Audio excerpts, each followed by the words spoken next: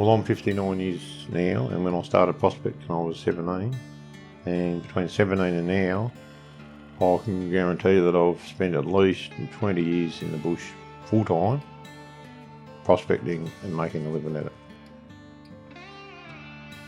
The thing is, the gold, I was fortunate enough to have found some really big gold in the early days. So we're just going, what have we got here? We didn't know what we got, and it's all heavy gold. Like, it was just heavy, shallow, very waterborne gold. And we were like, wow, what have we got here?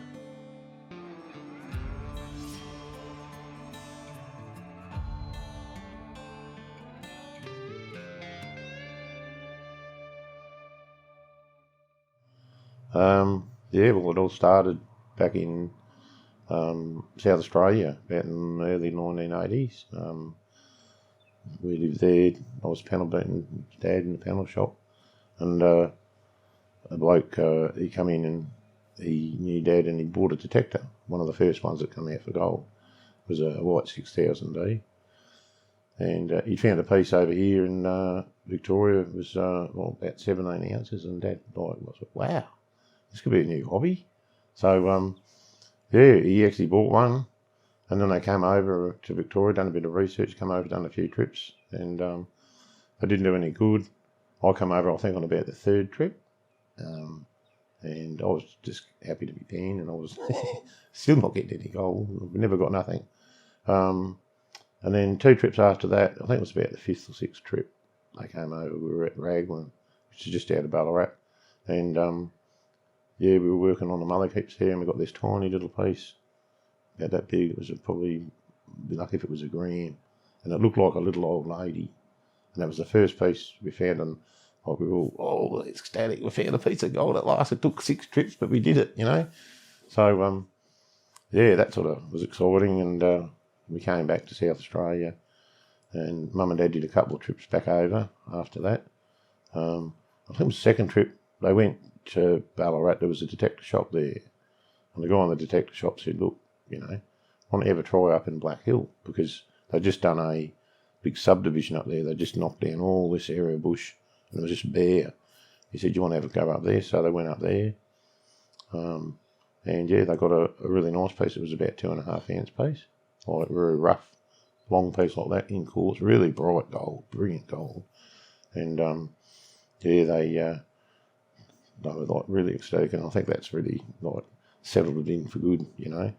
So I remember Dad saying when they came back, you know, we're going to Victoria to live, we're going to do this. So and yeah, Dad said that's it. So they were organising to you know, to move over and working out where to go. And Dad done a bit of research, and you know, and of course finding that nice bit at Ballarat.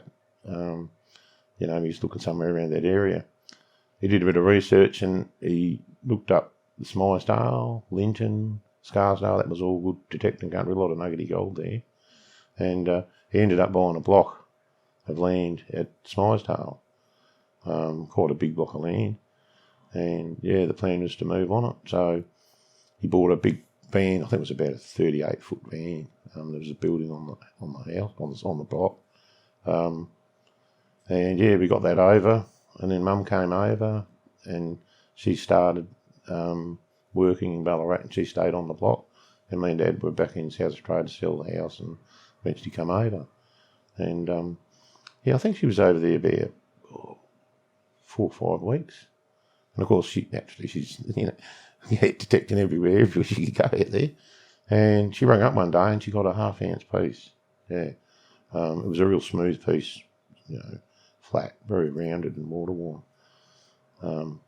We didn't see it because she wanted to stay there and keep going out, so yeah. But about a week later, she rang up again, and she got an 8 ounce piece. And she came home to South Australia to show it to us, and it was like a beautiful piece of gold. And we said, well, you know, like, that's unbelievable. And the ironic part about it is that Dad bought a block of land, right, and right over the road from the block, in the bush, was where we were finding these pieces of gold. So it was pretty, I mean, I think it was meant for us, I don't know, but anyway, that's how it started. So yeah, she didn't stay back in South Australia long, because she wanted to get back over and get out. So And I was really spewing, me dad spewing. We're like, oh, we want to go detecting. And here we are packing up the house. And so, yeah, we eventually come over. And of course, you know, we were all keen to start detecting on this area. And we didn't know nothing much about gold. Like at that time, Dad and Mum had just bought the detectors. We knew very little about gold. And they had 2 machines, and we started prospecting on this area. And I was up there one day with my sister, and I got a 3-ounce piece, right? Nice big smooth, very smooth water-worn gold. It wasn't far from the first piece. And yeah, like the first piece I ever found was a 3-ounce piece on this spot. And that's not bad. That's not enough to give you gold people. I don't know what will, because it definitely worked for me. And then it just went on from there. So extremely lucky to have found something like that. Very lucky. But it was very hard. We didn't know what we were following. There was nothing to follow. We were just wandering out in the bush and kept going out and out and out. And so we had 3 bits. And then the next day, my sister found a 13-ounce bit, about 100 feet from the one that I'd found. So we're just going, what have we got here? We didn't know what we got. And it's all heavy gold. Like, it was just heavy, shallow. The bit I found was, 2 inches. The bit Debbie found was, 4 inches. The bit Mum found, they were all just virtually on the top. Very water-worn gold. And we were like, wow, what have we got here? So, yeah, and it just rolled on from then. And we called the spot the hill, because it was a hill. It was just over the road. You go down the drive, across the road, up the hill, and that's where it was. And of course, we're going back and forwards, you know, and we'd go up there and you'd spend a lot of time, we wouldn't get nothing. Like, we'd go up there for days and wouldn't get nothing, because we were just wandering around aimlessly, like, you know. And of course, there was a house up the road and there was a house next door, and here we are going across. They could also, so we decided, well, we'll go down through the bush, and you could cross the road out of sight, then come back up the hill, because, well, you know, we didn't want people knowing what we were getting up there. So that's what we were doing. And I think, yeah, we were just travelling along like that. And yeah, I remember Mum went up there. It was like, oh, I'm going to go up the hill for a while. That's how it was. Right? And I was in the caravan with Dad. We were talking, and she'd only been gone about an hour and a half. I looked out the caravan window and I seen her coming up the gully, and she's got a hand underneath like this, on top, and she was like shaking, and I'm like, Dad, look. And he looked out and he said, she's got another bit. So she come up, she opened the caravan door, she pulled it out, and it was a 45-ounce piece of gold. It was a beautiful piece of gold, and she was shaking. She was just shaking. As soon as she found it, she just said, I've got to come back home. Yeah, it was a beautiful piece of gold. And we just, like, Dad's jaw just bang on the floor, you know, like, what the hell have we got here? Yeah. And yeah, it just rolled on like that. This spot rolled on like that, and that piece was 1 centimetre deep. It was a tree branched out, and it was right in between the 2 branches, and it was sitting on the clay, and it was only about 1 centimetre deep. So yeah, this is sort of a bit of an example of the country here on this hill. It's typical clay bottom, which is very typical in Ballarat. It decomposes and is very, very soft, rather than when you get in like Castlemona Bendigo, you get the harder slates and sandstones and that. But very shallow, and as you can see, it all appears nice and angular, but if you actually have a look, it's quite rounded. So a lot of this is obviously, and if you look at it closely, you'll see like lots of bits that are, you can see the round edges on them. So it's broken down over millions of years, and yeah, and released out of the riverbed. Quite interesting stuff. So if you actually have a look at the wash, well, this is what you call the wash. So the clay goes right up to here. Right up to here. It looks like it's deeper, but it's not. It's actually very shallow. But this actual wash dirt, if you have a look at it, it's quite whitish, grey patch gravel like this. And when we actually detected bits, once we got into this stuff, we knew we had a bit of gold. It was virgin ground, and yeah, you'd be digging down, and all of a sudden you'd see, like for instance that, you just see this beautiful bright yellow packed in this beautiful gravel. It's almost white, isn't it? But the gold just stood out, it just looked beautiful. And that's what they were found here. The first piece was actually found right about here. It was found by Mum. It was about half ounce piece, and that was the beginning of the patch, which at the time we knew very little about gold, but we didn't realise what we'd found until later. But it turned out to be pretty damn good. And the ground looked just like this originally, just virgin bushland, tussocks of grass, just like that. And one of the actual bigger pieces was found under a tussock just like this one. But the site here is very much like this. But when we go over and have a look at some of the areas where we work, you'll see what we've done. So the first peat was found there, and then lower down the slope here there was an 18 ounce piece found. Across to here there was a 3 ounce piece found, and then even further down there was another piece that was found that was about 13.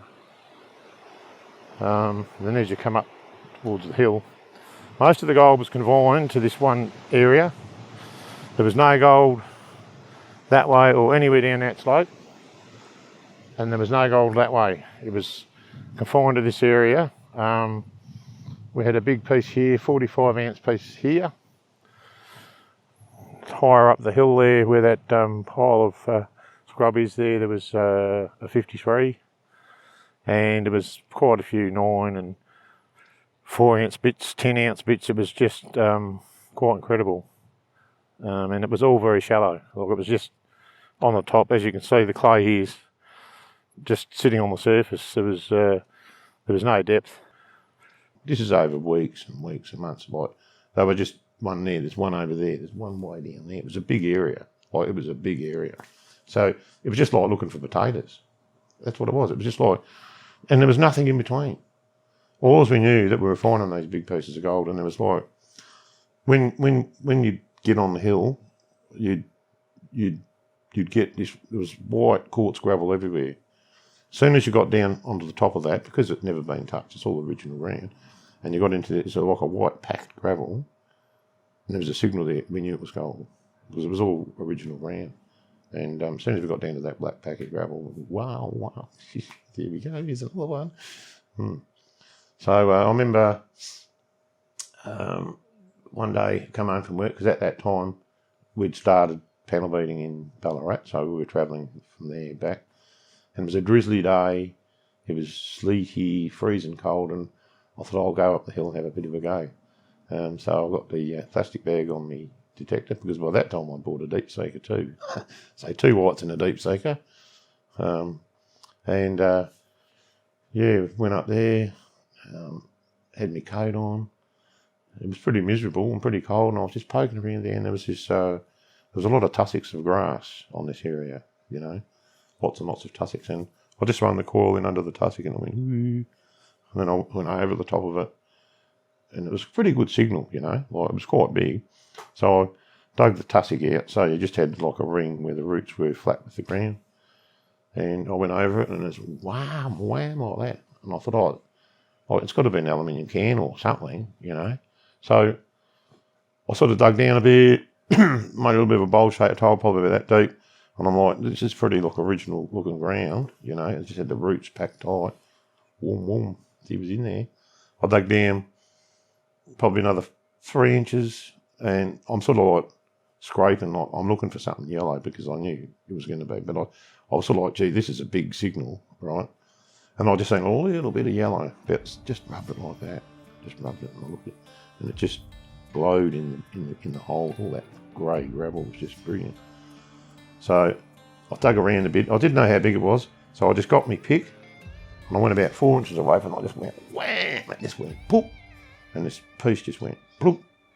Picked it up, and it was like the size of a cigarette packet. Was just heavy as, it was just like incredible. And I rubbed it, had a bit of quartz on it. I'm like, wow, like this, I was just Ooh. So that's it. No more detecting today. I put it in. I had a jacket, a waterproof jacket. I put it in my pocket, and the jacket went woo.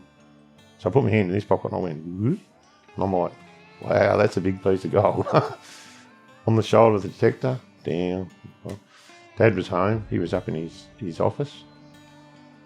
I walked up there, opened the door, and as we always did, he always said, well, how'd you go? Well, you couldn't come back from the hill without saying, well, how'd you go, And like, he'd come back lots and lots of times, no good, no good, no good. And then, ooh, another one pop up. That's what it was like. And he said, how'd you go? And he didn't look at me, and I just leaned over his shoulder, and I just went, boom, and dropped it on his desk. Clunk! He looked at me like that. He's like, there he sure goes to the ground again. Yeah, and so yeah, we got that. Mother's Day, I remember Mother's Day, that was a good day for Mum, because they went up there and they got a 75-ounce piece. And it was encased in a rock. So what we were finding is we were finding pieces of gold on this hill down the lower slopes. One over there, one over there. We didn't know, there was sort of no pattern to it. And then all of a sudden up the top, this big one showed up. And there was a lot of rubble on the top of the hill, lots of big coarse rubble. And we were looking at it and we're going, this is like water, And then we started to come up, well, this must be some sort of old riverbed, right? And that's that big piece on the top, which is an area we'd never prospected, because we always thought, well, the gold goes down lower slopes, down the gullies and that. So, but it was actually the top of the hill where the biggest pieces were. And yeah, this one, it was down about a foot. It was just a boulder. It was just a ring of gold through it. And when it was actually crushed out of the quartz, there was 75 ounces in it.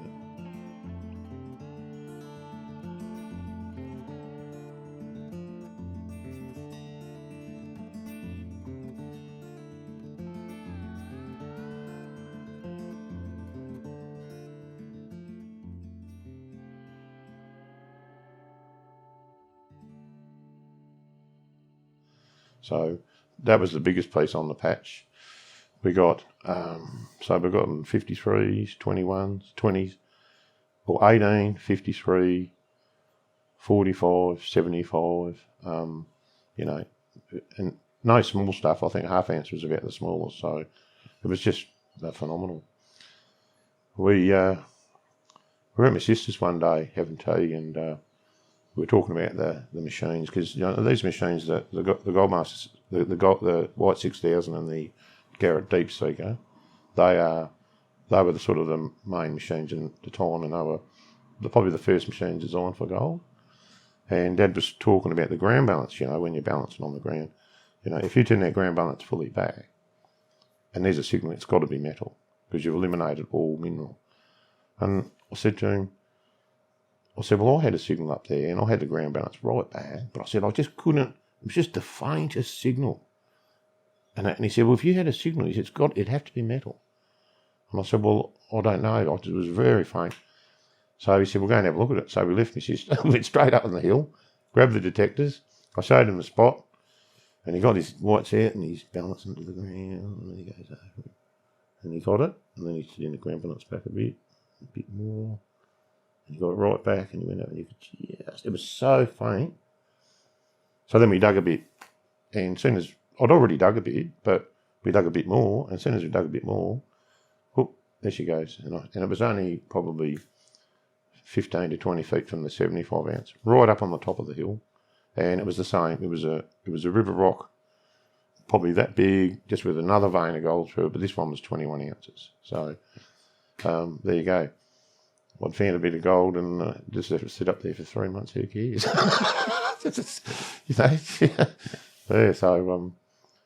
that was the experience. It was just an experience to find a patch like that, and the circumstance we found it under, right across the road. It was just phenomenal. Yeah.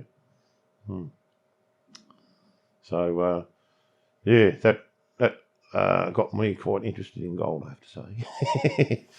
This time we're starting to get a bit of a clue about this gold stuff, you know what I mean? Because he's telling us things, and the best teacher of gold is gold, because that's showing you how it's found, and and all that. So, we worked out eventually, like looking back now, like that riverbed on the top of the hill, right, flowed millions of years ago.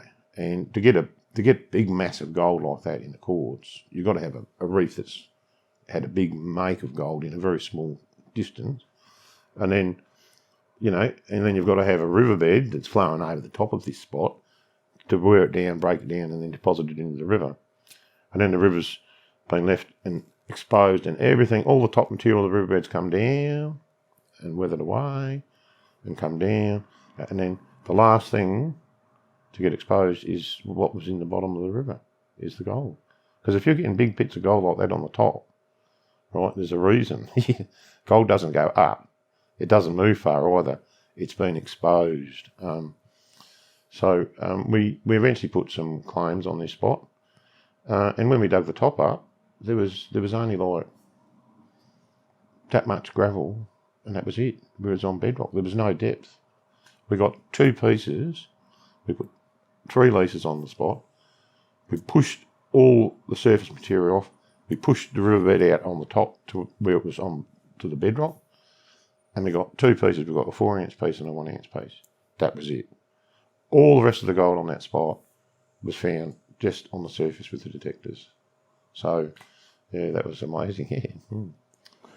So yes, we're at the site of one of the big finds that we found, and I was really surprised to actually see that some of the claim signs are still on the site.